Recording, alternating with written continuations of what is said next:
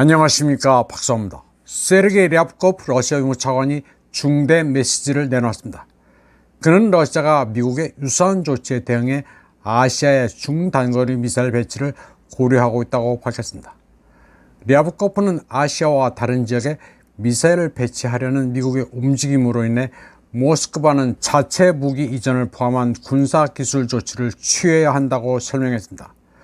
그는 기자들에게 세계 어느 지역에서든 미국 시스템의 출현이 러시아의 다음 단계를 결정할 것이라면서 러시아의 군사적 대응은 미국의 행동에 대응하도록 고안될 것이라고 덧붙였습니다. 그는 아시아 어느 지역의 중단거리 미사일 배치를 고려한다는 것인지는 말하지 않았습니다. 그러나 대략 유추해 볼 수는 있습니다. 랴브코프는 가능한 러시아 무기 배치는 미국에 의해 촉발될 것이라면서 모스크바는 자국의 안보가 손상되는 것을 허용하지 않을 것이라고 말했습니다. 그는 설득과 몇 가지 주장을 더 활용할 시대가 왔지만 그것을 실천해 본 결과 올바른 효과가 없는 것으로 나타나 더 강력한 수단이 필요하다고 말했습니다.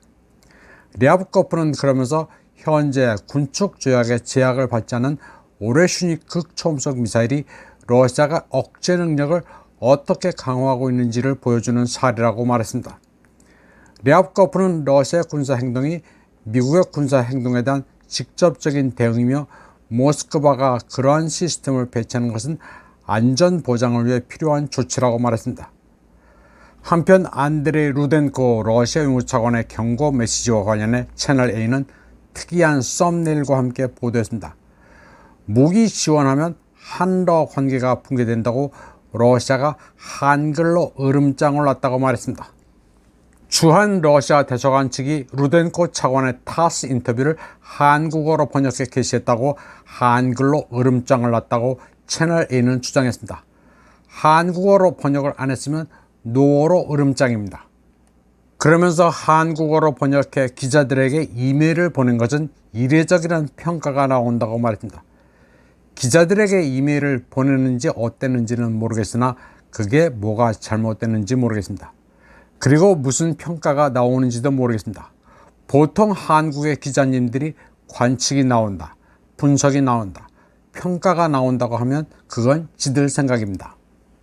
러시아 대사관은 통상적으로 페이스북에 한국어 번역을 게시해왔습니다. 제외 공간이 당연히 할 일을 하는 것입니다. 항상 한국어와 러시아어로 기사를 읽을 수 있도록 하고 있습니다. 노어 전공자는 이 텍스트로 시사 노어를 공부하시면 아주 좋습니다. 루덴코 차관의 메시지는 명료했습니다. 그는 다음과 같이 말했습니다. 한국이 우크라이나에 대한 무기 공급 가능성을 러북 협력 발전과 연관시키는 것에 대해 말씀드리자면 이러한 접근 방식은 매우 부정적인 결과를 초래할 수 있습니다. 우크라이나 분쟁이 한반도와 아무런 관련이 없다는 것은 명백합니다. 동시에 한국 정부는 나토 파트너들의 지원을 받아 특수 군사작전 지역 내 북한군 문제를 인위적으로 계속 퍼뜨리면서 나토와의 긴밀한 협력하에 대북 무력 압박을 확대하고자 하고 있습니다. 이는 결국 젤렌스키 정권에 무기를 공급하기 위한 총체적 노력에 한국을 끌어들임으로써 한국을 서방이 저지른 범죄 공범으로 만들려는 집단 서방의 목적에도 부합합니다. 한국은 러시아 국민을 살해하는데 한국 무기가 사용될 경우 이는 결국 양국 관계를 붕괴시킬 것이라는 점을 인식해야 합니다. 물론 우리는 필요하다고 판단되는 모든 방법을 통해 대응할 것입니다. 그리고 이것은 대한민국 자신의 안보에 도움이 되지는 않을 것입니다. 루덴코 차관은 북한군 파병설을 유포하면서 분쟁에 한국을 끌어들이려는 나토와 젤렌스키에 넘어가지 말라는 것입니다. 한편 TV조선은 우크라이나군이 쿠르스크에서 북한군과 교전을 벌이고 있다는 사실을 우크라이나 군 당국이 확인했다고 말했습니다. 우크라이나 발표는 전혀 검증하지 않습니다. 불러주는 대로 받아 적습니다. 그러면서 아나톨리 바릴레비치 우크라이나군 참모총장의 인터뷰를 전했습니다. 바릴레비치는 북한군이 러시아 극동 지역의 토착민으로 위장했고 신분증도 갖고 있다고 주장했습니다. 그는 북한군이 대부분 일반 부대 소속으로 유럽 지역에서 작전을 수행할 수 있도록 훈련받았다는 주장도 했습니다. 물론 북한군과 교전을 벌였다는 물증은 전혀 없습니다. 우크라이나 측 주장만 있을 뿐입니다. 그러나 앞으로 만들어진 물증이 나올 가능성은 있습니다. 소수민족이나 고려인을 죽여놓고 북한군이라고 우기면 됩니다.